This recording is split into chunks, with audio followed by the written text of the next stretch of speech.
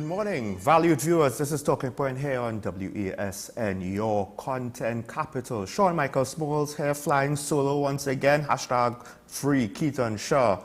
However, Talking Point will continue. I think there's a certain level of responsibility with regards to doing our best to have the important conversations of the day, to highlight the issues and to highlight potentially different perspectives on certain issues and to bring up certain points of view, certain, glimmers of truth or opinions that maybe it might not be always what we want to hear, but it might sometimes be what we need to hear. So, once again, thank you for joining us here on WESN. Of course, as always, we'll start off with today's daily review.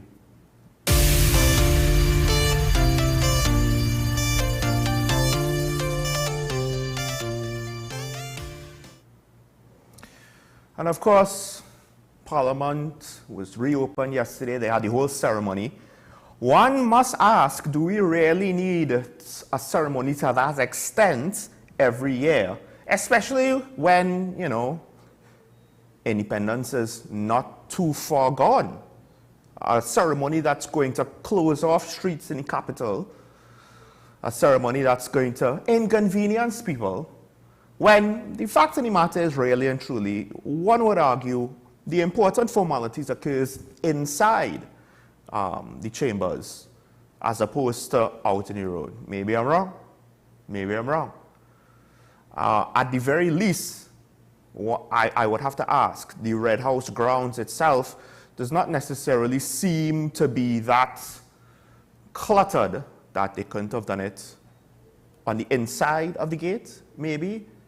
But that's a secondary point. The main thing, of course, is Parliament has been reopened, and more importantly, the independent Senate bench has had a change. 4 members have been swapped out. We say goodbye to Amrita Dionarine, Dr. Varma Dayal Singh, Cherry Prasad, and Evan Welsh, and they are replaced by a diverse crop of individuals.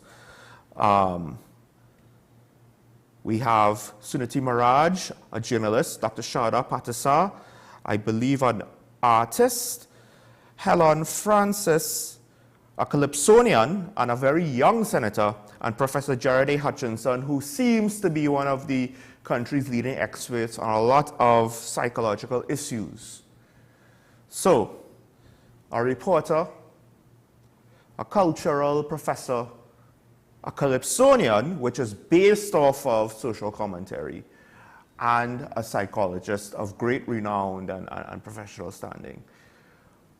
Seems to be reasonable choices. To what extent are they going to be better or worse than the outgoing senators? I'm not entirely sure. One might question, why have a young Calypsonian who might not necessarily be as accomplished as the rest of his peers? One could argue that having that slightly younger, less jaded perspective, and again, someone who has won Calypso Monarch, it means that to some extent, he has a good read or a good enough read on the pulse of the nation and has been willing to express it publicly. And potentially, if I don't know the gentleman's politics, if he is willing to do so fearlessly enough, hopefully he could do so as an independent senator. Because at a time when the president called for the opposition and the government benches to work together, particularly to deal with crime, the independent Senate bench is one of those institutions that should, in my opinion, help bridge the gap. Now, we'll speak about the president's speech later on. One specific part, especially, I want to comment on. But the importance of the independent senators, perhaps even more so than certain other independent bodies that make up our government and public service, not parliament government, but the wider body of government. These are the independent legislatures that, if necessary, could hold the government to account with the help of the opposition. It's an interesting system that on one hand means the opposition cannot necessarily block anything on its own, but on the other hand, in theory, this is a group that is not beholden to any political party. We've questioned if they were beholden to the person that appointed them. We speculated that might have been the case when they came to defense of the president over the meritless incident, situation, drawing lines in the sand with the opposition, and to some extent derailing the discussion on the wider issues with regards to questions over the appointment of Commissioner of Police. But at the end of the day, we will see how this crop, there are still 5 incumbent independent senators, how they will handle their responsibilities. Because technically, they are acting under the purview of a new president. So, moving on to the next story. And it came up again. I'm not sure if he was asked a direct question, that is to say the Prime Minister, but he was asked to speak about the crime situation and the murder rate. And of course, it's one of those unfortunate situations where it's unfortunate for the police, but more importantly, it's unfortunate for the citizens in the sense that serious crime seems to be outside of the murder rate actually being tackled relatively well. But the murder rate is only getting marginal results. Very, very, very minor differences between this year and last year in the grand scheme of things. 10 less than last year at this point in time when you're looking at a figure of 600. It's not a significant change. My thing is, though, it seems as though the Prime Minister, the Minister of National Security, the Commissioner of Police, everybody involved, don't really know how to communicate the crime situation and don't really know how to reassure the public. And it's a catch-22, right? You don't want to be like a used car salesman. You don't want to be over-promising. And in fact, the headline in one of the daily newspapers is that the Prime Minister does not want to rate the Minister of National Security and the Commissioner of Police. And I would say, yes, that is a good idea. Do not do that. Because we've already seen successive commissioners of police make that error. Well, technically Gary hasn't paid for rating himself, but I don't know if he ever gave himself a letter grade. But the communication over the situation, that is one area where former Commissioner Griffith, for better or worse, whether you like him or not, seemed to have a better handle. Maybe it was the team around him, because that was one of the most responsible I saw Gary Griffith for any extended period of time when it came to his public communication. It was very responsible. It was also very professional. He was able to publicly voice his disagreement with government policy without actually saying that he disagreed with government policy. It was very diplomatic. And at the end of the day, he would always steer the conversation in a positive direction in support of the government policy, even if he didn't agree with it. Even if he didn't agree with going into people's homes. You know, at the end of the day, he said, look, it falls on us, we have to do it, we have to do certain duties, we'll get it done. And it could have all been, you know, mama guy. But it was effective. It made the country a bit more confident in the situation. And it potentially just added a little bit more pause to criminals. And I don't know if we have that. Now, the murder rate is not going to just collapse overnight, right? We're not going to go from 600 to 25. Looking at New York's murder rate, it was as high as 2,245 in 1990. And then it slowly but surely reduced by a little bit for the next couple of years, 2100, 1995, 1946. Then it dropped by a chunk to 1561. And then again, by a similar size chunk to 1177. But we're talking, that's 1990 to 1995. For it to drop, for it to more or less get to half. 5 years. So there's a lot that the police and the National Security Council could be doing to try to give us proper context and proper perspective. They try to do it, it doesn't work very well. It makes people think that they're used car salesmen trying to mamagaya about something or the other and cover up their faults. It hurts the perception for them, their own perception. It hurts the perception of the police. It hurts the perception of society. And to some extent now we have to ask, is this ineffectiveness? Is this poor proficiency encouraging criminals? Because even though the stats for other serious crime might be bearing fruit, criminals don't seem perturbed, and the proof, and this is the key, is in the murder rate. Because it's a hell of a thing if I live in a country where, you know, it's much more difficult as a criminal to rob somebody, but I could get away. Statistically speaking, I have a higher chance of getting away with murder. There's an implication there that I don't want to say out loud for fear of somebody saying that I'm inciting whatever. But there's an implication there if you put 2 and 2 together with regards to escalation. So it is what it is. Next story there. And this is a follow-up to one of the stories that I was speaking about yesterday, the situation with the fire service. I get it. The fire service does not have trucks. The opposition has been talking about this. I understand that. My question is, both now and in the past, okay, you've talked about it. You have pointed out exactly what the media has pointed out, right? I am the media.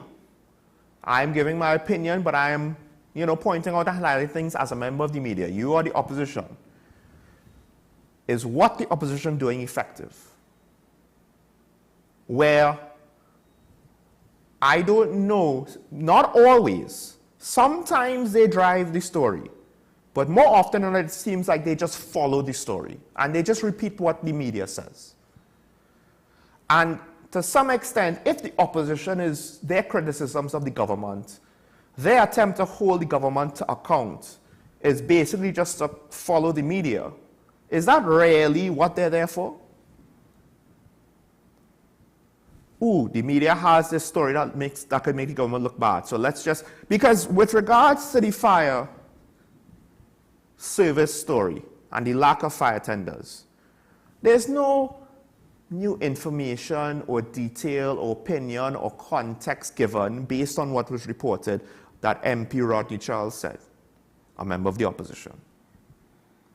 Now, when I spoke about it, I pointed to the fact that, look, we're in a country whose economy is stretched all across the board. This is something that I've said somewhat regularly, right?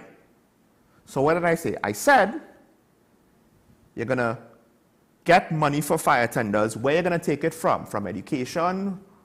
From here? From there? Then I pointed out, there's a group in the public sector, in the National Security Ministry. I don't see production. Why is money going to them? I don't see anything like that. My ideas might not be great, but at least I'm trying to say, listen, money might be wasted here. If you could find somewhere else money is wasted, look elsewhere where money might be wasted. But we can't afford to be wasting money at a time where the deficiencies in the budget of an essential service, they can't strike either. But we're paying salaries for people that, for all intents and purposes, can't work because they don't have the equipment. And this is safety workers. This is not This is not traffic wardens. This is not litter wardens. This is not even EMA. This is about people, the difference between individuals living or dying. Where are the recommendations, the solutions, the constructive talk? It's just a lot of politicking. Now, to some extent, being aggressive and emotional, right, and critical and harsh, depending on the situation, can be effective and even necessary. The problem is when you literally go from 0 to 100 on every issue, no matter how small or minor, you feign outrage at everything. People are not necessarily going to take you seriously most of the time, except your base will always take you seriously. And then the effect that you should get by being outraged at the fact that the fire service seems to be woefully under-equipped, it's not going to give you the mileage that you should get, because to be fair to Rodney Charles, this should be something that we should be jumping on. But when I read it, as much as I was jumping on the story yesterday, I was just like, this is repeating what the paper said. I don't care. I don't care what he had to say about this issue, at least so far, because it doesn't add anything, it doesn't mean anything to me. You're not just a guy on the side of the road in front of a rum shop prognosticating to your friends.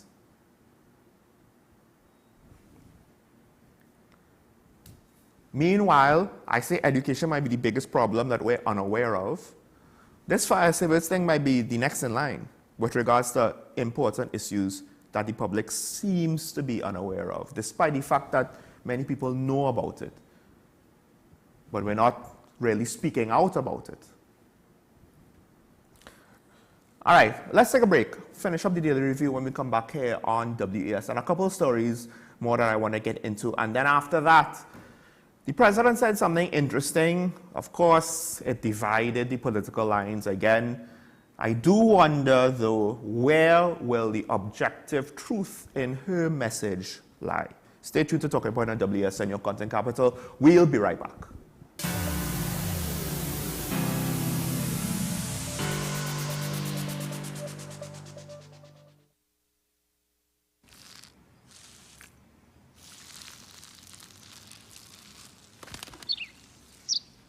Maybe he landed here totally by coincidence. But if by chance he's admiring your fresh coat of Benjamin Moore soft sky blue, well, that's a pretty high compliment. Coming from an expert. Let the Home Store turn your house into a home you love. Get everything you need to give your home that special look and feel. We offer household items, lawn and garden, paint center, hardware, plumbing, lighting and electrical, toys and storage solutions. 5 convenient locations: 6th Avenue Barataria, The Falls at Westmore, Pennywise Plaza Shoguanas, C3 Center Branch and C3 San Fernando. Check out our Facebook page for more information and come visit us today. The Home Store. Turn your house into a home you love. You gave us the inspiration to be first. We gave you the solutions that put you first.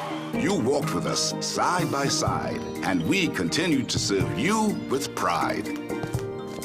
First Citizens celebrates with you 30 years of achieving dreams, shaping success stories, and painting brighter futures together. And together, we'll accomplish so much more.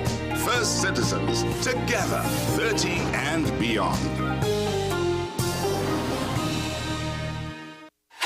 FanZone, your reliable, authentic supplier, has just gotten better. You can now visit our website www.fanzonett.com for your authentic wear and collectibles. The only place where you can use both your Visa debit and credit cards.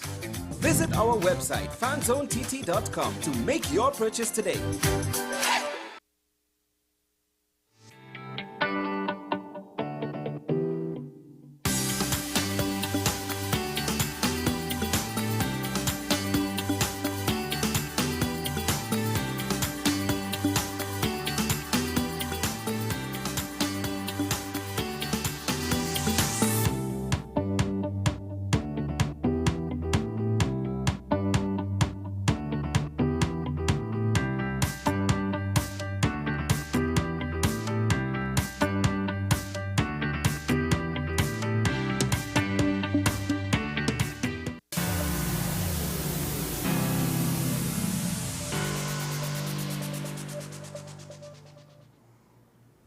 Welcome back to Talking About, ladies and gentlemen. And speaking about effective communication, I don't think the government is doing it well about crime.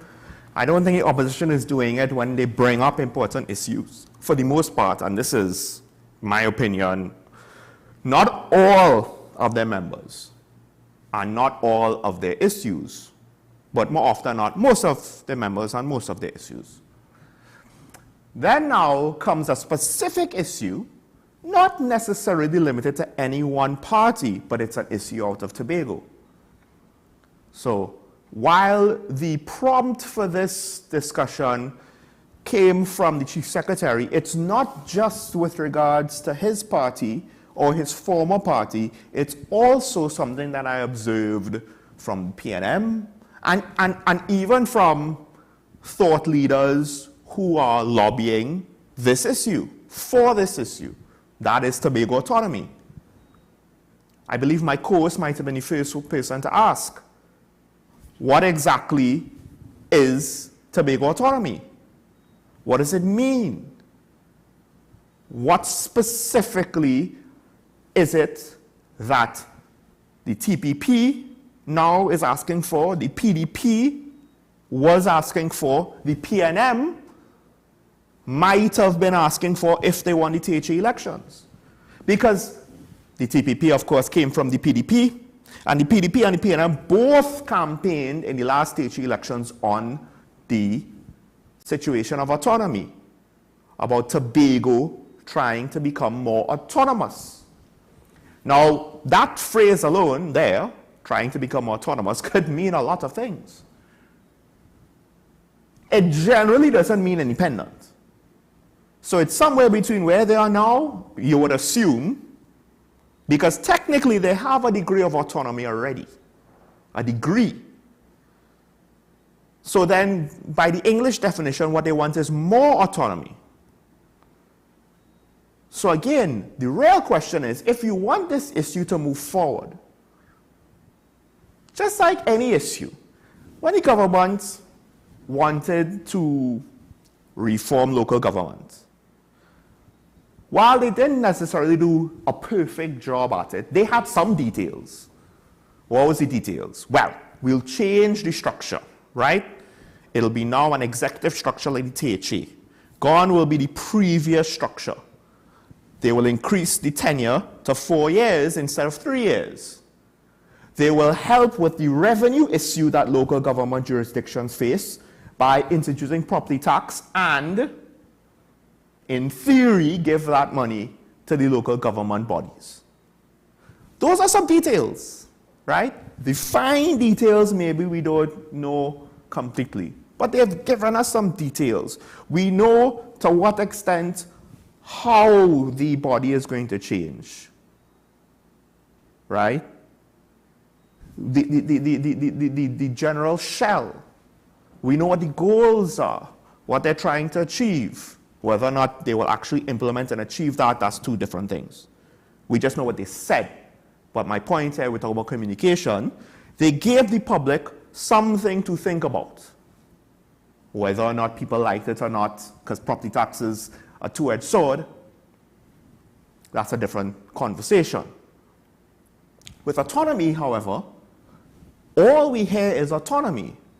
We want autonomy. Tobago needs more autonomy. If we had more autonomy, we could do and insert whatever here. We will have jurisdiction for this, jurisdiction for that, but they're not actually putting together a document or presentation to say this is what autonomy means. And it made me question all around who was serious on autonomy. Now, to be fair to the PNM Tobago Council, that was the outgoing executive that lost that campaign on autonomy. I'm not entirely sure where, for the record, Ansel Dennis is. And then again, Tobago has an executive body that is in charge of certain aspects of Tobago already. So, they have a degree of autonomy that other local government bodies in the country are yet to enjoy. In part, it's just practical because of the geographic reality. So when they say they want more autonomy, why do they need more autonomy to get certain things? You know, and then like what now will be the reality with regards to the budget? The one detail they give us is that in their estimation, X amount of money is being earned by natural gas fields within Tobago waters. As far as I am aware, those fields are not producing yet. So I don't know how the Chief Secretary thought that there was going to be taxable revenue this year. I don't know how that works exactly. But at least from members of the TTP, we got some things, right? They were willing to give us some things. From the PNM, at least at the time, not really much of anything. But I think it is frustrating to me that if you want to lobby an issue and you're serious about pushing this issue through, you would do more than just speaking about it in generalities, unless that is an indictment of our local population that doesn't care about details, doesn't care about actually knowing what the politicians are proposing. They just want to hear the nice words that sound good to them. Because there is a world where you could take a pile of nonsense, wrap it with a bowl, label it autonomy, and it will mean absolutely nothing. You push it through Parliament, and then you could go to people and say, hey, autonomy. Now, the Tobago voters tend to be a bit more on the ball because they're not caught up with a whole host of nonsense like how in Trinidad we have racial division due to politics. With regards to their THA elections, at least. They don't have that extra dimension, so it cuts to the chase. And we saw such a strong result in the last THA election. So I'm kind of surprised because I would like to know, somebody from Tobago, could you call in and maybe tell me what autonomy is supposed to be? What is the proposal? Because, as our promo said, you can't go to cabinet with a wish, with nothing in your hand. You have to have, at the very least, a detailed request. You're going to leave it up to Parliament to determine what autonomy is? You're going to leave it to Parliament to fill in all the fine details? This goes back to what I said about parties not having an ideology. Parties not having a philosophy. Parties not having a strategy. Yes, manifestos, but manifestos are like campaign promises. Most likely, whatever political party you talk about, ain't going to live up to half of it. I'm not talking about a manifesto. We will deliver water here and we will get a solar park there. No, I'm talking about that. I'm talking, are you for fossil fuels or for pushing renewables? Are you for CNG? Is that where policy-wise you want our vehicles to go? Or electric or hybrid electric cars? Are you for continuing the education system the way it is? Or are you for trying to restructure the education system? Are you for more taxes to give out more social grants to redistribute wealth? Are you for less taxes to try to make business, the ease of doing business better? Are you for stricter gun control laws and more money into a police service? Or are you for stand your ground, self-defense? What's your philosophy? What's your strategy? What is the direction? What is the ideology that will then inform me the direction you're going to go compared to your competitors? And then now with specific things, what does that mean? What does it mean for autonomy? We need to know. Because I've reached the point where I have run out of my ability to speculate on what it could or could not mean. So I don't know if it's going to be good for Tobago or not. Because all the people that say that, you know, Tobago needs autonomy can't actually tell me what autonomy is. So then what's the point of campaigning? It makes me think it is literally just a dog whistle to kind of say, look, look, look, Trinidad not giving us autonomy. It's all their fault. Blame them. Vote for me. That's basically what it sounds like. Or in the case of the PNM, yeah, we promise. It's coming. It's coming, it's coming, it's coming, it's coming. It's coming. Well, stop coming and come. And if you don't have a clue, then stop promising things that you're not prepared to give out. Last story. That autonomy thing really, it just is a sign when there's no definite details, but everybody is campaigning for it. Nobody seems to be against it, and yet it can't happen. Well, it's because nobody knows what it is. Much less the opposition or the members of the government in Parliament. If the Tobago PNM don't know, then the Trinidad PNM gonna know that. Anyway, next story. This kind of interesting, moving away from the politics a little bit. Apparently, the Institute of Marine Affairs had to clarify something on social media, where locals were seeing fish swimming up on a beach, and they were comparing it to a phenomenon that we've seen on the internet with fish kills, where the temperature difference in the water causes various chemical differences in the water, and it could cause fish to die, and then the dead fish by the schools, because at least in one case, there's a situation where the chemistry will change, and there won't be any oxygen in the water. The fish won't know, and they'll be just swimming around in a patch of ocean that is deoxygenated. They'll essentially, ironically, drown due to a lack of oxygen. They won't actually drown because of the water, but they'll drown because there's not enough oxygen in the water, or they'll suffocate. And then it's not a situation like a predator attacking fish and killing them one at a time. The whole school now, which was swimming around not knowing what's going on, is going to die together, and it's going to wash ashore en masse dead. Well, what happened locally was there was a phenomenon. I don't know if I can pronounce it. Fish, Seine. I don't even know which language that is, and if it's French, Portuguese, Spanish. Fish scene. The key point is the fish are alive. And this is a phenomenon that has been happening for a long time. Fishermen take advantage of it to get a large catch. Some of the fish might be dead because, they're coming up on shore. Randomly, one or two are going to die here or there. But it's not going to be a mass of dead fish just, floating in the ocean, eventually washing up on shore. It's a different situation. So, the Institute of Marine Affairs, they're basically saying that that's not happening. They're coming close to shore for spawning or feeding, and then this is like a byproduct, right? Fish kills due to heat, oxygen levels drop. If they ask, if anybody sees this phenomenon where dead fish is washing up ashore, contact them immediately. But we're not there yet. But conversely,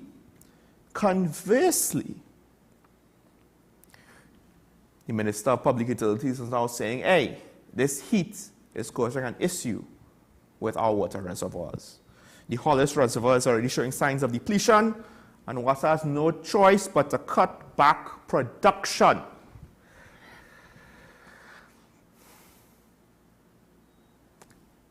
To some extent, I do wonder if our needs are so great, we're like the person living paycheck to paycheck. We're not willing to put things away for a rainy day. Yeah, we have the HSF, but that's just one facet, right? If we had a food shortage because we import everything, and all of a sudden we have food inflation, international food inflation, what will we do? I don't know. I only warned before the last time it happened. I said we have nothing for rainy day in the budget.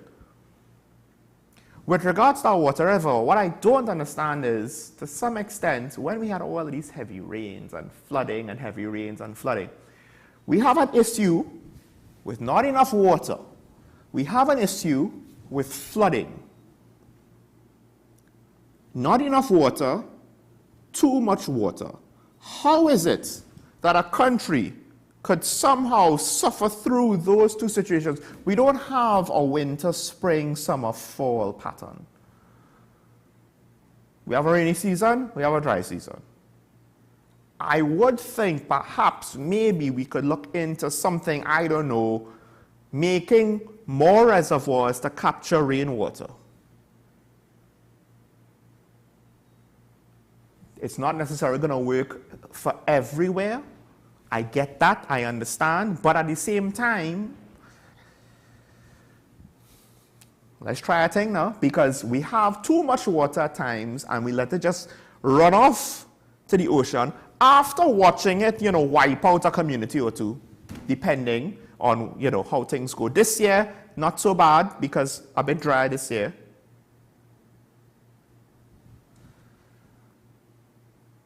But I mean, just in general, if we have more reservoirs, when we catch more water, would we retain more water as opposed to letting it just run off into the ocean through our rivers? So when we do have rain, we make more use of it. That's what countries in drier climates than ours tend to do, right? And then those same reservoirs now, when we have flooding, they could help deal with some of the extra water that can't get out through the rivers for whatever reason, whether it's high tide, whether the rivers are blocked, or blah, blah, blah, blah, blah. So, it is what it is. Water for all. Sure, the professor got to call and tell me why that's not a thing. All right, let's take a break. President's speech, she had an interesting message. Not everybody's going to necessarily want to hear it, but to some extent, it does deserve some scrutiny. This is Talking About on WSN. We'll be right back.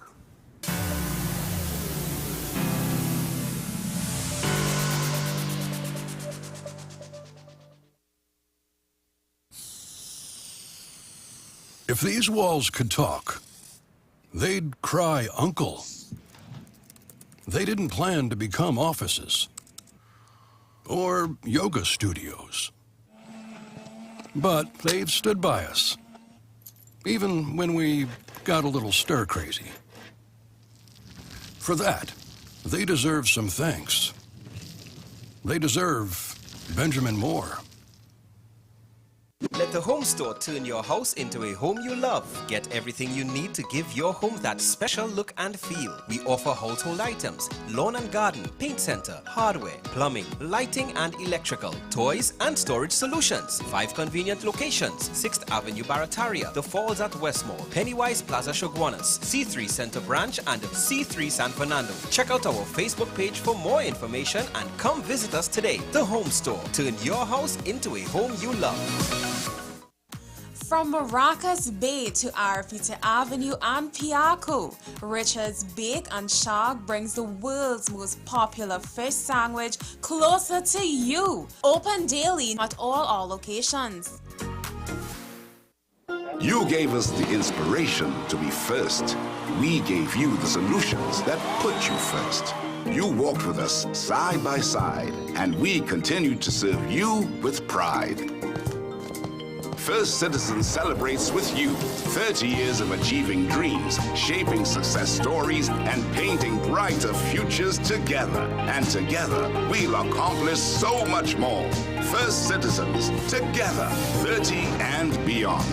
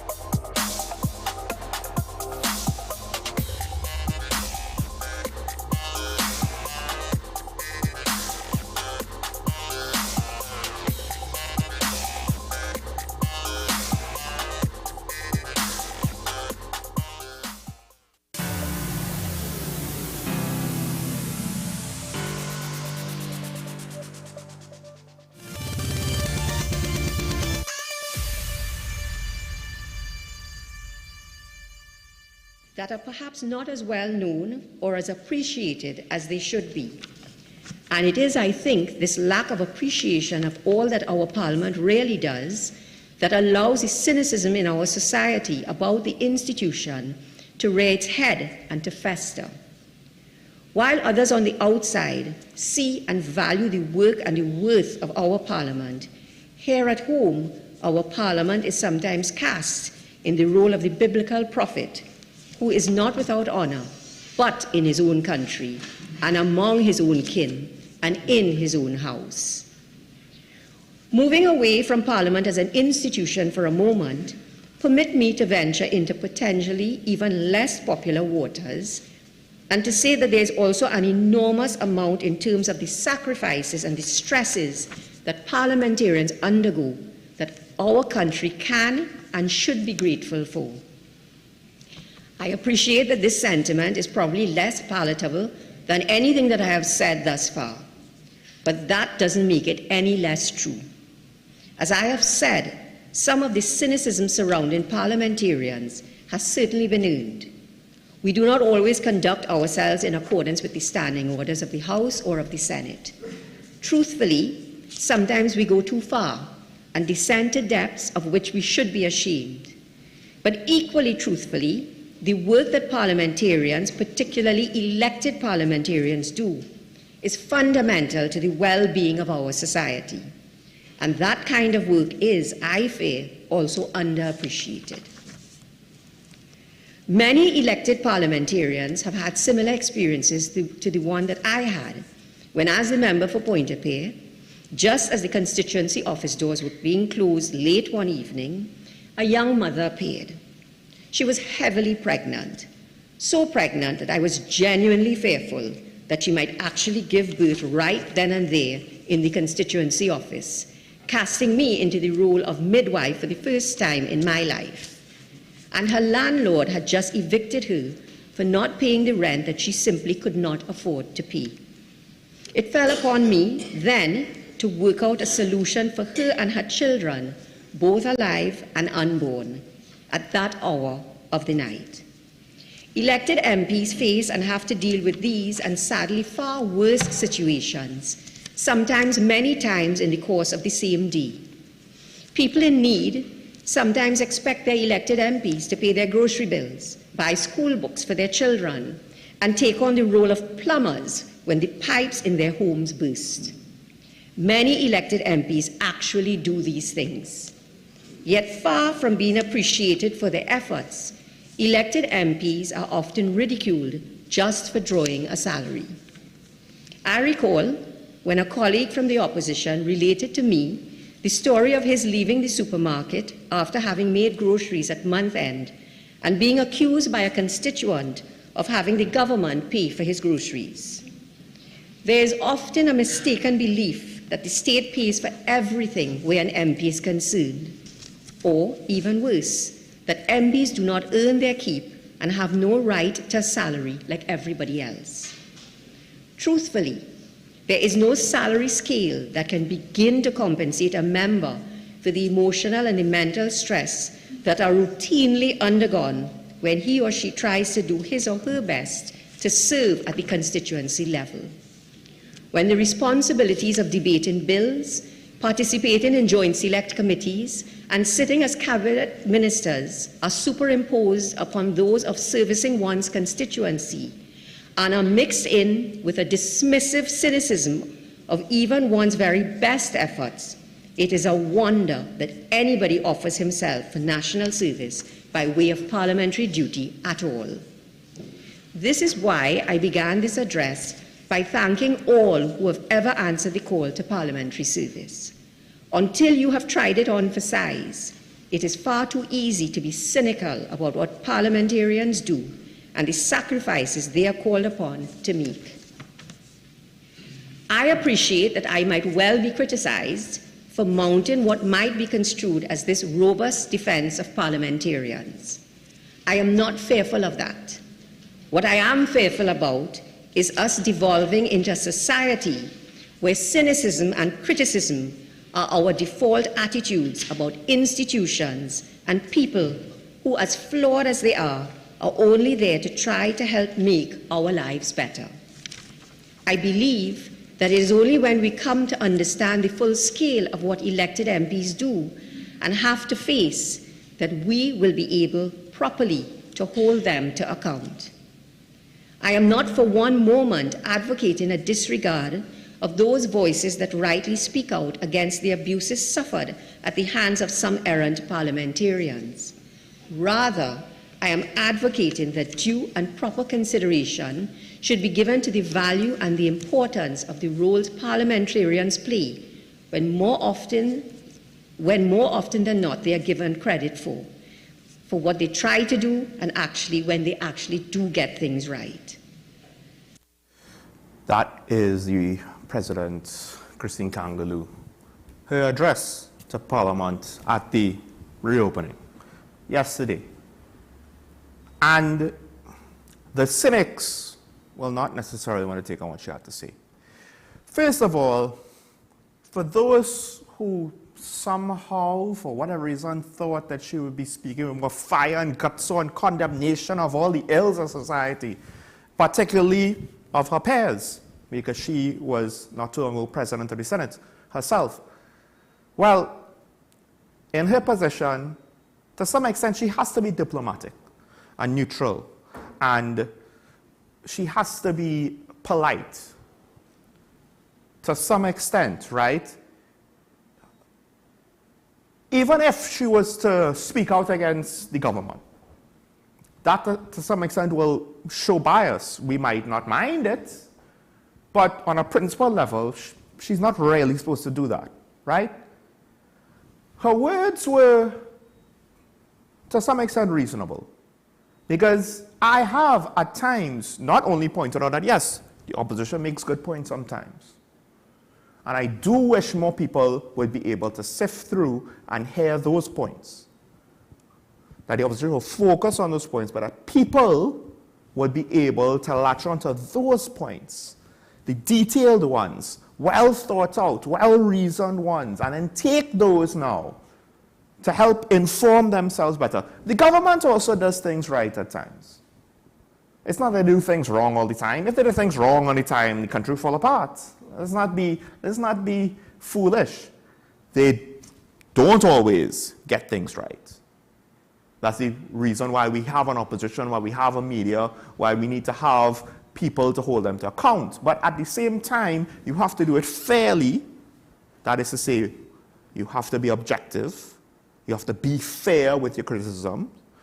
You have to be accurate, because if you're just saying everything is bad and everything is wrong and they can never get anything right, well then how are we going to actually solve the problems? Because we're not identifying which ones are there at fault and which ones, hey, okay, they did well, barely passed, but it's still a pass. You know, we could get by with this, we could get by with that, but here, we need to fix this now. But I think one of the real issues, though, because the president is trying to say, look, she understands it's not going to be popular. And it's good that she admits that. And she also admits that there have been times when Parliament has, to put it in a strong way, disgraced itself. Both sides of the aisle has culprits. Let's not mix matters and try to point fingers to assign blame. That's not the point. The point is it has happened. And she's acknowledged that.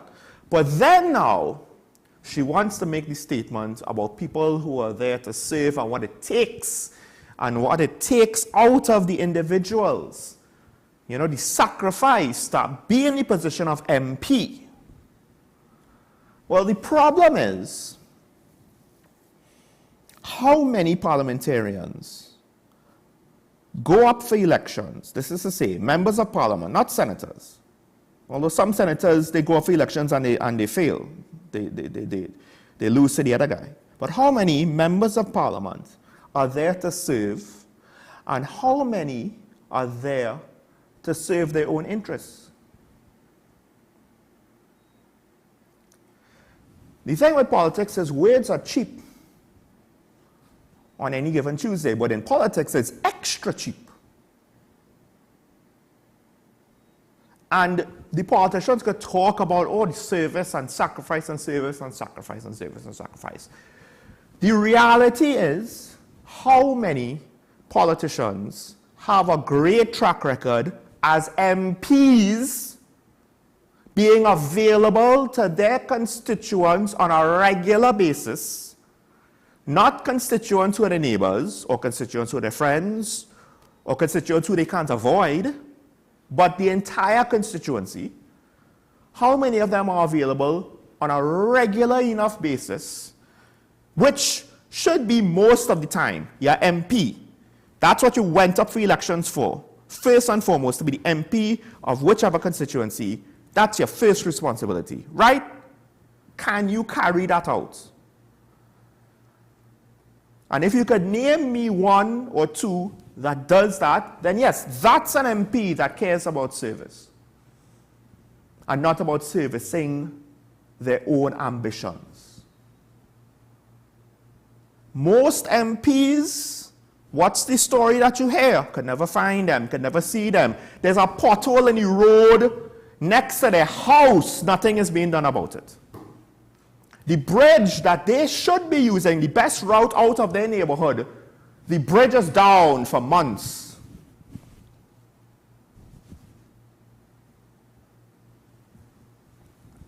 And then, here's the next thing.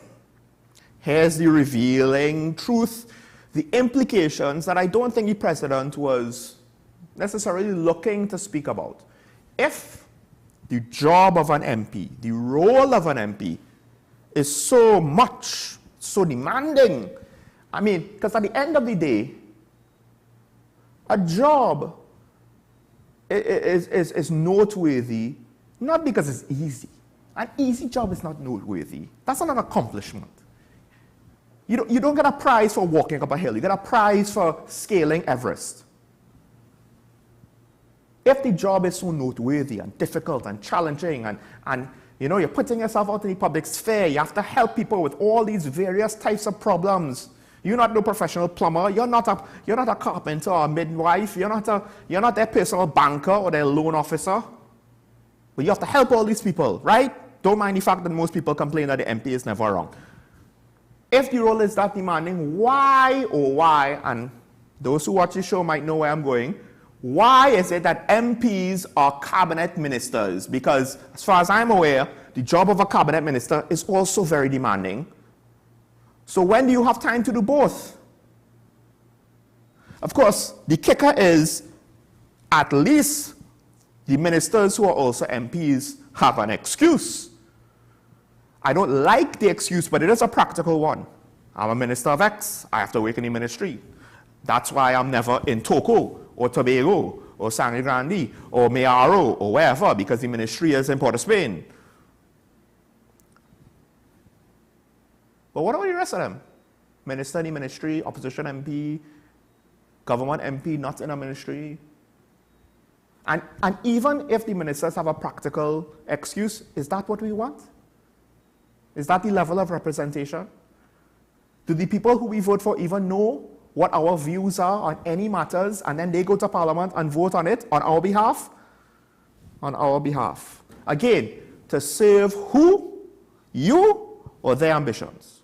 Anyway, news on the hour. Next, when we come back, we open the phone lines. You can disagree with me. After the news break, we'll be right back.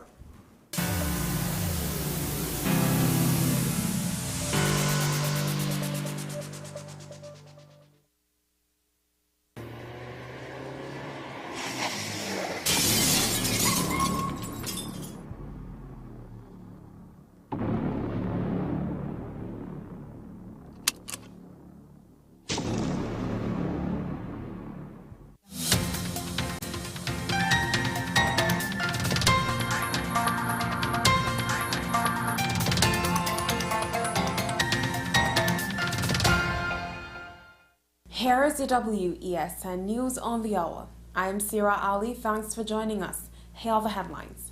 A lotto booth in Couva was robbed of $7,000 in cash. Princestown man dies following a vehicular accident. Chief Fire Officer Arnold Bristow refuses to play blame game amidst fire station appliance shortage. And internationally, Americans remember lives lost in 9/11 Now for the details. In a shocking incident that unfolded on Saturday at approximately 4:15 p.m. along Calcutta Road in Couva, a lotto booth fell prey to a daring robbery, resulting in a loss of over $7,000 in cash. The victim, a 31-year-old man, recounted to the authorities that he was standing in his yard just outside his lotto booth when his day took a horrifying turn. Two masked individuals, one of them brandishing a firearm, approached him. Under the duress of the armed assailant, the victim was instructed to accompany the pair.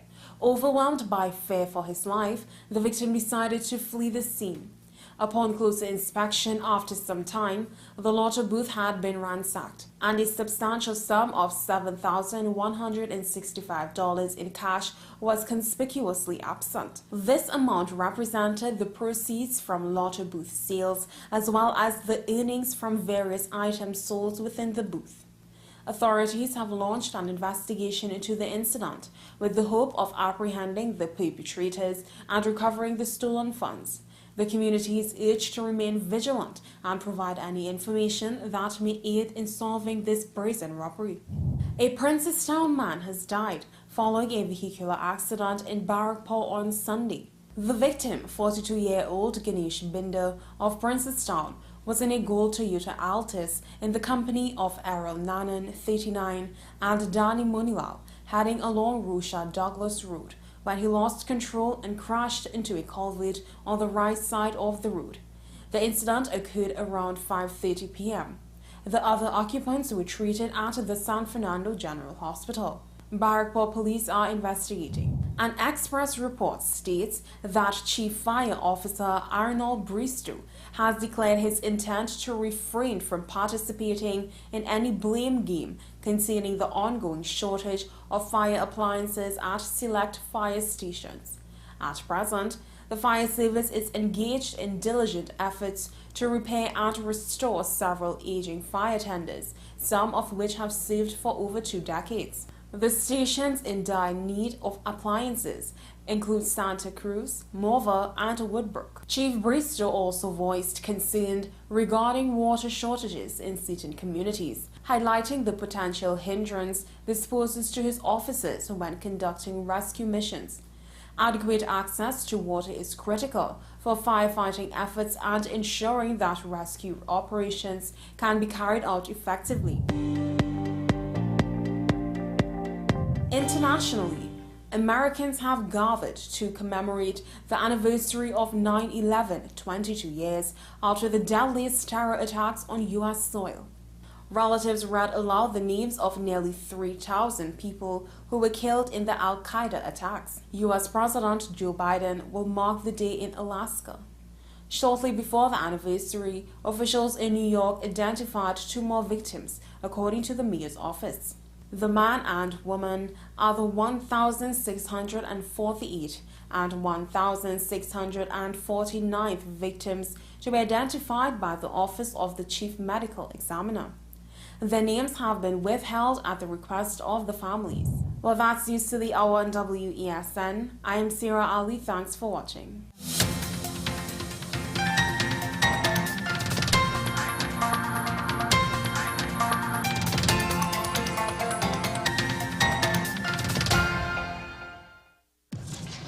We exposed 5 strangers to KFC's delicious chicken to see if any time could be KFC time. And at the first bite, the party began. We repeated the experiment during the day, during business hours, on weekends, with sunshine, with rain. And it's confirmed. KFC's flavor makes any time KFC time. KFC, it's finger-licking good. Take some time for yourself or spend some time with the family at Sandy Point Village Hotel.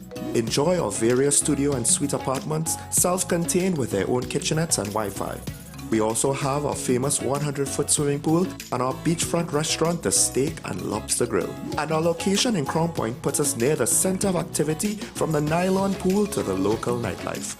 Call us and make your reservations at 639-8533, 389-2378 or email us at sandypointvillagehotel@gmail.com.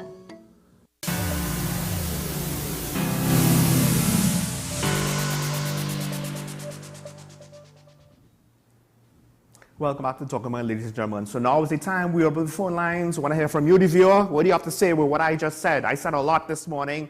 Now it's your time to have your say. So I encourage you to call, to shut me up. Otherwise, I'll just keep talking until the show ends. I don't know if that's going to be fun for everybody. There are a lot of people who watch, who don't call. You know, I've met some of you. It would be nice if you would call. Not going to bite. Well, we have our first call from Diego Martin. Good morning. Good morning, Mr. Sean. I have reservations about the president's speech. Okay. And let me explain it to you. The office holder, who is the president, must be honest and have integrity. Those are my watchwords. And let us focus on the previous president. Should bring the police service in dispute because she said everything that is discussed with respect to the Mauritius stays in office. What did that do to our country? It's cost us lives because we have a dysfunctional police service. The fact that the Prime Minister doesn't want to benchmark the police commissioner and his minister tells me what he thinks about them. Because he said the worst decision he ever made was with Gary Gifford. What decision did he make with Jacob and Earl Christopher? The other issue that has costing me taxpayers' money is the decision to sign off on the firing of Jawala Rambaran. That has cost taxpayers' money. And the office holders of that seat, the president's seat, has to account. So what I was expecting her to do is to correct that issue in the public domain and say, look, people, you had to be big in this thing. The president's office has erred several times, and I want to start with moving the country forward. And then while she do that, in a same speech, she should apologize to all parliamentarians because I thought she, likewise the Speaker of the House, their demeanor was that of bullying. And that is how our parliamentarian, because the biggest bully in the whole of parliamentarian is a current Prime Minister who took this country down a road using parliamentarian to possibly cause a coup. I've seen no more. I'll go and have a nice morning. Well, I mean, you would have liked for her to speak on those things, but wasn't she involved with the wrongful dismissal in the first place, if I am not mixing up my facts?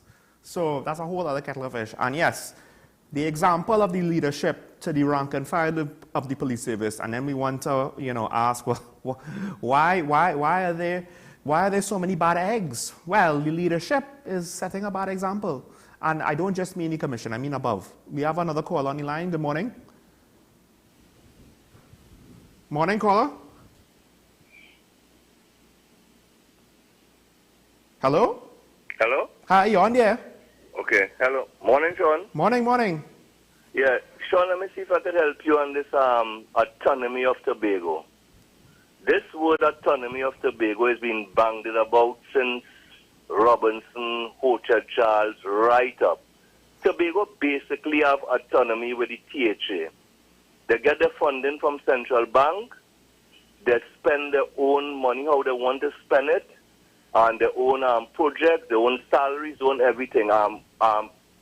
Trinidad cannot tell Tobago how to spend their money, right? So basically, Tobago really have autonomy. Let me tell you what is really going on, what they don't want to say. They want to say separation and just using the word autonomy. Tobago really want to separate from Trinidad, have their own prime minister, their own finance minister. I don't know how they would do it. Somebody will tell me how they'll do it, how they'll get the funding, I won't separate from finance minister, prime minister. But basically that is what Tobago wants, separation, not autonomy. Basically they have autonomy already. Have a nice morning, Sean. Thank you, caller. I mean, it's an interesting point because you might not like the man, but you have to respect the office that he holds. We're not talking about, oh, he is, Keith Rowley, attorney at law. That's his office. No, it's Dr. Keith Rowley, Prime Minister of Trinidad and Tobago. And I do get the sense that Farley seems to kind of forget that there's a Prime Minister over the THA when it comes to, the hierarchy of the nation. Inconvenient truth, if you will. Doesn't necessarily have to have any practical value in a lot of instances, but it still has some practical value. We have a caller from Chaguanas. Good morning. Oh, no. Oh, no. Looks like we lost. Almost agree. Oh. Check. Hold on, our caller. We have a problem with phone lines. All right. Good morning, caller. You're on the air live. Okay, gentlemen. Yes, I almost agree with the last caller on autonomy for Tobago.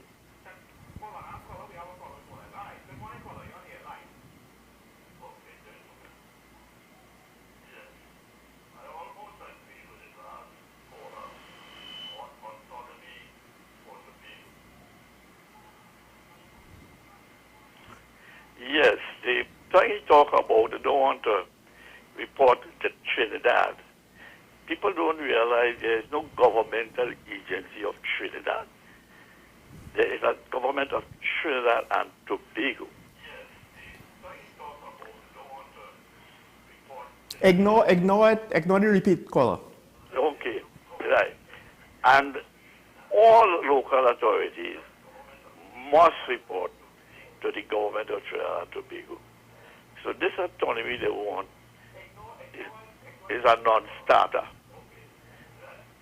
As regard opposition, the opposition duty is not to oppose. The opposition duty is to come up with something better than the government. And if they cannot come up with something better, then they're supposed to support the government. We have had some new senators, and I must say I was happy to see Suniti Maharaj, because she is somebody during her active career would make endless suggestions to government of how to improve governance with no care of government. So now we have her. Now I can't understand this Calypsonian they put up here, because the duty of senators is to be able to contribute in parliament to the governance. I don't know what is his criteria for that, except he saying it about it. And finally, on the president's complaint against criticisms against parliamentarians, what she don't seem to realize, a parliamentary representative is one duty, and two duties really. He is to debate in parliament, and he will serve on committees that they have. That is not supposed to be a full-time job. They are doing all kind of stupidness. And the main one, of course, is they're not getting the public service reports. And when they do get it and they don't like it, they hide it. And that is why they want this. If we know anything about the government monthly paid workers, those who do not entitled to a pension, they get a gratuity of about, I think, 20% of their payment. Now, parliamentarians were given this, and they were supposed to buy their own pension plan. They went and gave themselves full pensions, although they get that. Not only that, a public servant takes 33 and a third years to get a full pension. They give themselves a full pension in less than half of that. Any questions, sir? Well, I would disagree with you on the role of a parliamentarian being a full-time or part-time job. I don't know if it's still a part-time job. No, as I'm telling you, they're doing things that they're not supposed to do. Well, that is why they make it. If they use the public service reports and don't hide them, like with property tax, which I have gone through with you, and the same thing with WASA, it will not be a full-time job.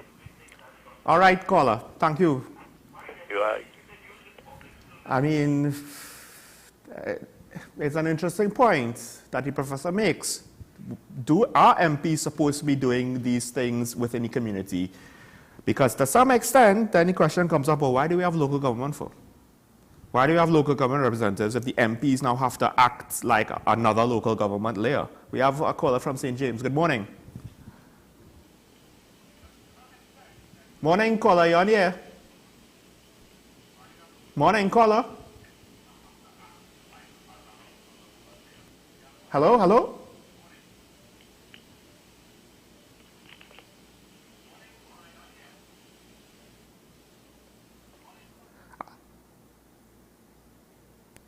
Okay, we have a caller from Shogunas. Good day. You on the air? Hello. Good morning. Hi, good morning, Mr. Small. Morning. You covered several topics. Yes. The one with the president, give me a break. You will go to the parliament to justify the salaries of the parliamentarians.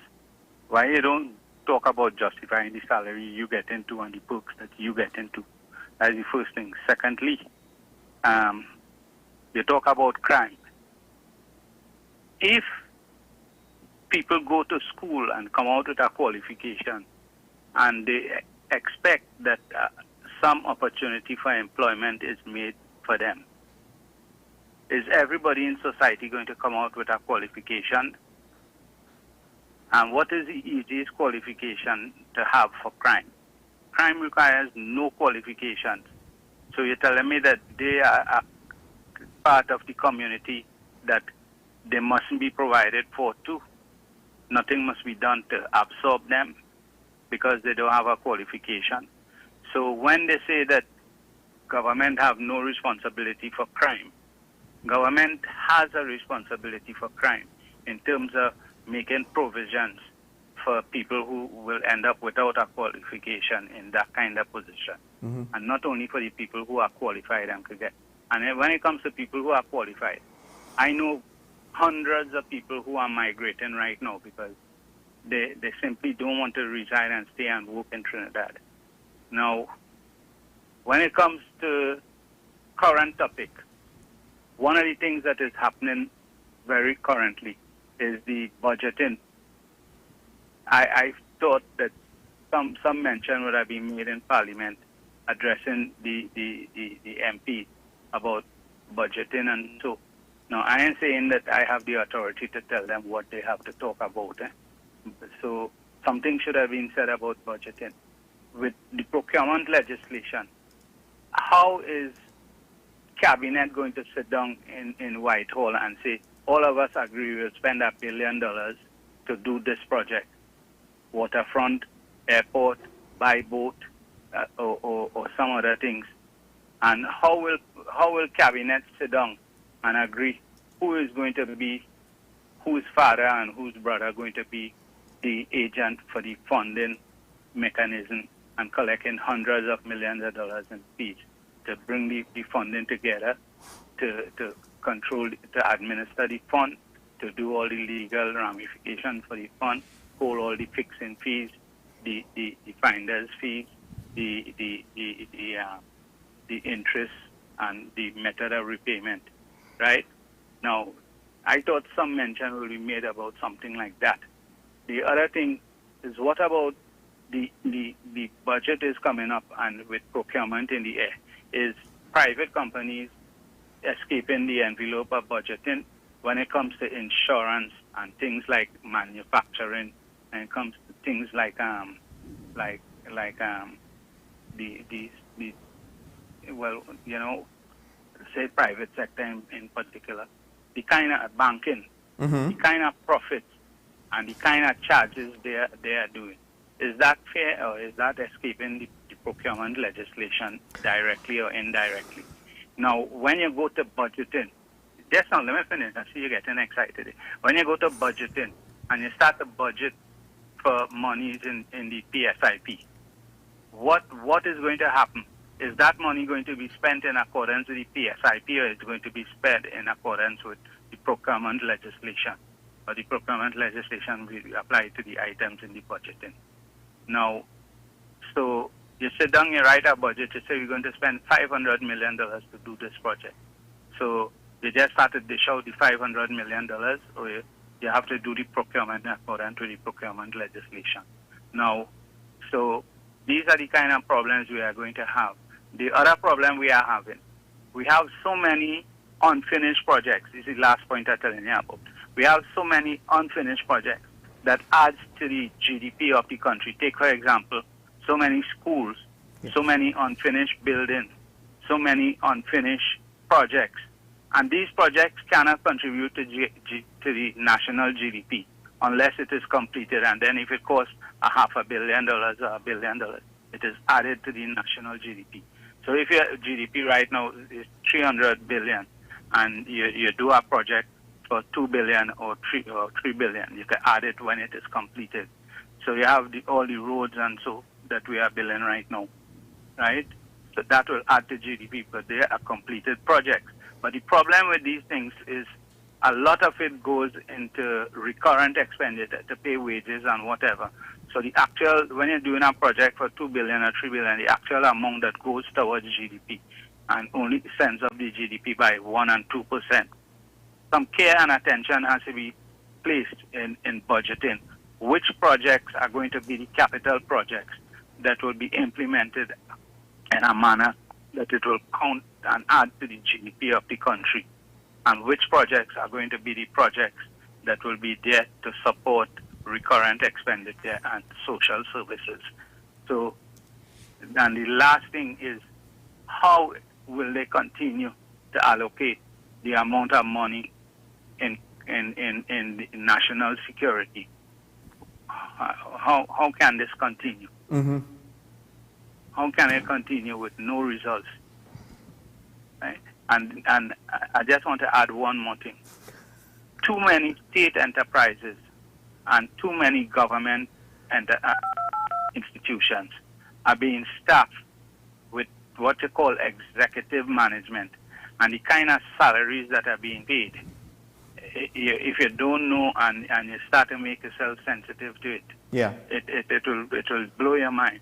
Long ago, when the energy sector was at the height, you could pay the kind of wages they are paying. But now where the energy sector have no work, people are actually home doing nothing, and they're still collecting the same kind of wage. So somebody has to sit down and review all these things, because the country cannot make progress on this kind of behavior. There's a man in South Africa. I'm gonna have to cut you here to be fair to anybody else calling in. Sorry. Yeah, just take this last one. No, but caller, this will be a fourth last one. All right, go ahead. All right, Aliko Dangote is a man who was born out of a poor family in South Africa, and he started a company called Dangote. And right now he's building a refinery for 600,000 barrels of oil per day. Now, the thing is, he said in an interview with some British reporters that he don't see any reason why people should be eating and celebrating all kind of things. There's nothing to celebrate, and eating doesn't bring any success in business, right? And that is an example for Trinidad. I hope our Trinidad government could listen to that. So this amount of eating and partying and things. All right, thanks for giving me the opportunity. Thank you, caller. Okay, cheers. That's a good point. That's a good point with regards to all this celebrating. And hey, look, we just opened Nikwan. Low-hanging fruit. But a couple of points that I want to single out with what that caller just said. First of all, I've said it before, so I'm happy that he said it with regards to, back when oil and gas was making the money it used to make, we could afford, all of these high salaries and excess salaries and redundant salaries. Could we afford it now? And I keep saying this, we can't afford the level of corruption we have grown accustomed to. We have grown accustomed to it. It's like in our comfort zone. It's almost like if we need a certain level of corruption, otherwise we wouldn't know what to do with our country. We don't know any other way at this point in 2023. But we can't afford it anymore. That is the maddening reality of the situation. But one of the key things that the caller said was with regards to allocation of resources. And I think there are a lot of smart people in the country. There are a lot of smart people in the country, and they could identify all kind of problems accurately. You give them enough time, they could drill down to the problem, down to the finest detail. So we will know everything. We will know everything about this problem, right? We might even have good solutions. We don't always have good ideas for solutions, but we might even have good solutions. The problem is we can't do everything at the same time because we don't have unlimited funds. Even at the height of our oil revenue, we didn't have unlimited funds to do everything. But regardless of how good or bad we have it, what separates great leadership from just somebody manning the post, filling the seat, sitting in the chair? What separates a caretaker, what separates the average, the ordinary, to true greatness in an important position to a nation's current and future survival and or prosperity, the ability to prioritize. We had some guys come up here in our offices to give us this 64-point plan. And they said the issues of plans before was that they just pointed at the issues, but they didn't have a proper plan. So we have a proper plan. But I realized the real thing was, then and now, there were no priorities. You have needs, and the needs are many, and the needs are wide, and the needs are vast. But where are the priorities to say which gets the first bite at the pie? Because it's the most important thing. And how much does it get of the pie? And then we move on. What's the next most important thing? How much could we give that? And so on and so on. I don't know. The government has priorities to some extent because the Minister of Finance has successfully not said yes to everything because to some extent he couldn't. And as to Mariano Brown, former minister himself said, call him a bit, might have been the only man who would have been able to stand his ground and tell all them people, all them ministers, all them stakeholders, no. One thing to say in his favor, at the very least. But where's the prioritization? And then it comes back again, I'll say it again, ideology. Because then when we vote you in, we would know how you would prioritize our needs and wants. Right now, it doesn't seem that we're really prioritizing needs and wants. It's more like we're prioritizing what we could get away with cutting, and we're not actually going to say that we're not spending money on, or we've reduced expenditure on, like feed for police dogs, or finishing renovations on a school, or paying enough for a company to ensure they do correct maintenance on a ferry. Priorities.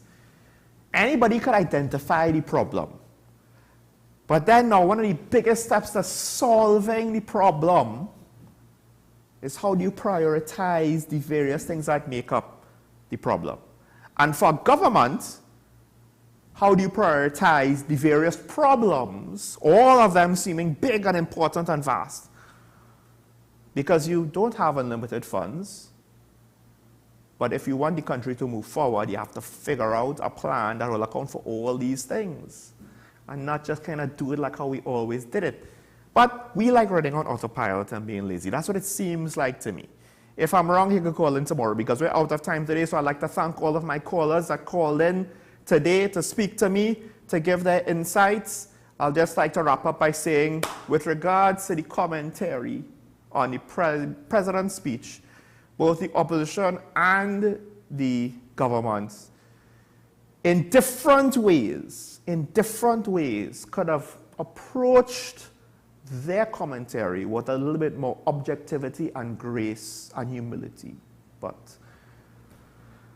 Those who understand where I'm coming from will understand. If you don't, you can ask me tomorrow. Folks, make today a good day, as my coach always says, and we will see you tomorrow morning. Bye-bye.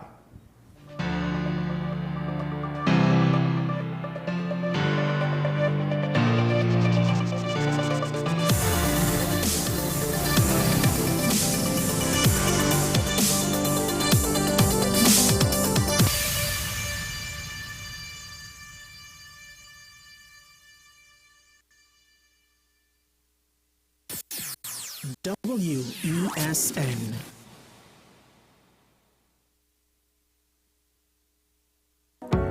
I am Rondell Donowa, and you are watching WESN, the content capital.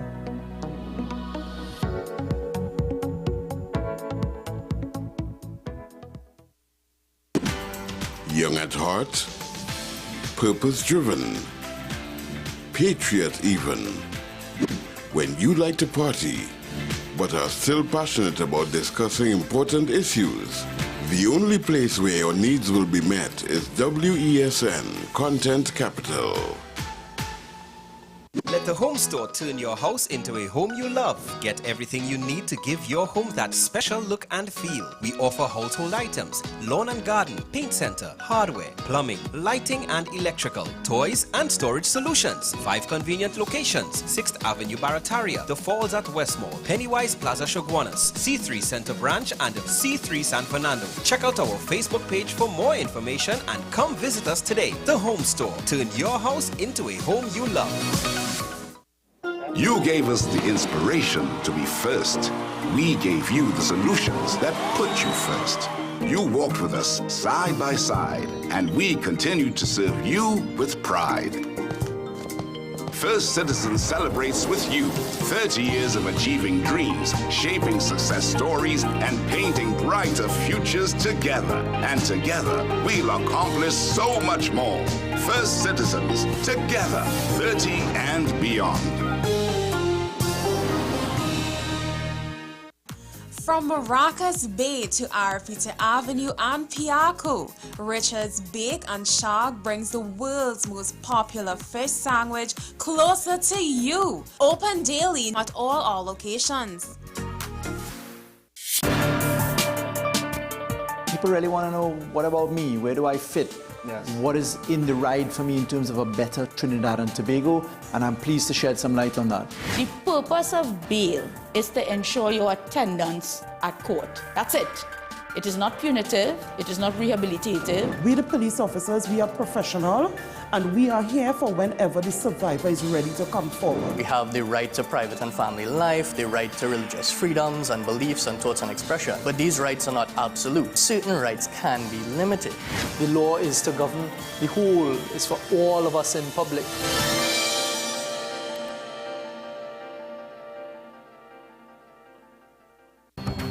The issue, the continued rise in the price of flour and its impact on the cost of living in Trinidad and Tobago. How should we go about it? I want to ask you, what has been revealed to you about the state of vulnerability in the country because of this exercise and because of what we're going through? Is the government losing the war on the vaccine front? The discussion should revolve around the common good for the greatest number of people in Trinidad and Tobago. How do we inculcate a sense of respect and regard for people who may not be of your own political ilk or persuasion? The communities are now being used by political opportunists. So when the tables are turned, it's the same way.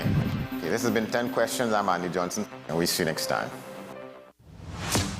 Is it politics? What is it that nobody cares about sports? The kind of support that sport used to get in the past is no longer here. The thing is, taking a knee doesn't mean that that's the only thing you're doing on. Right. Taking a knee along with other stuff. Samantha, what are you looking forward to when you return home to Trinidad and Tobago after winning the title? Thank you very much for speaking it into existence. Is there no pressure on Nicholas Ball? It makes me more motivated to work hard and to go out there and rep the right and black. Why are we sending a team to the Winter Olympics? There are a number of Trinbagonians who are in the diaspora and have grown up in winter sport. It's an opportunity that the Trinidad and Tobago Olympic Committee will not close the door on. I also believe in the players that we have. Once you can motivate the players, you can get the best out of them. WESN, the premier platform for Caribbean content. WESN, covering West, East, South, and North. WESN, we entertainment, sports, and news. WESN, available on Greendot 7, Amplia 118, Airlink 17, Bmobile 107, Digicel 21, ICNTT 105, and Flow 110. Connect with us at WESNCC or stream online at www.wesncc.com. WESN, your premier platform for Caribbean content.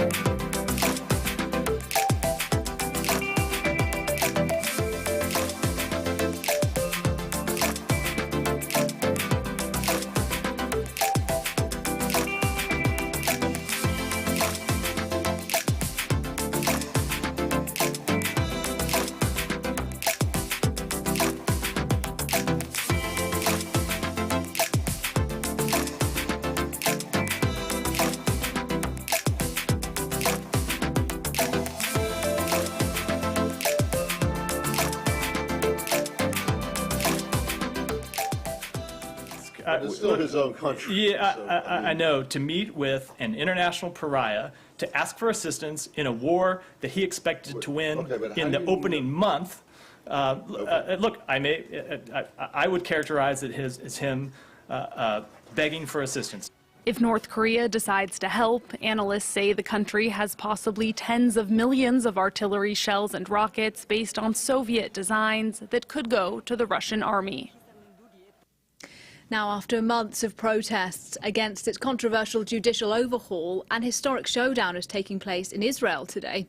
All 15 Supreme Court judges are convening for the first time in the country's history to hear petitions against a legal amendment that would limit their own powers.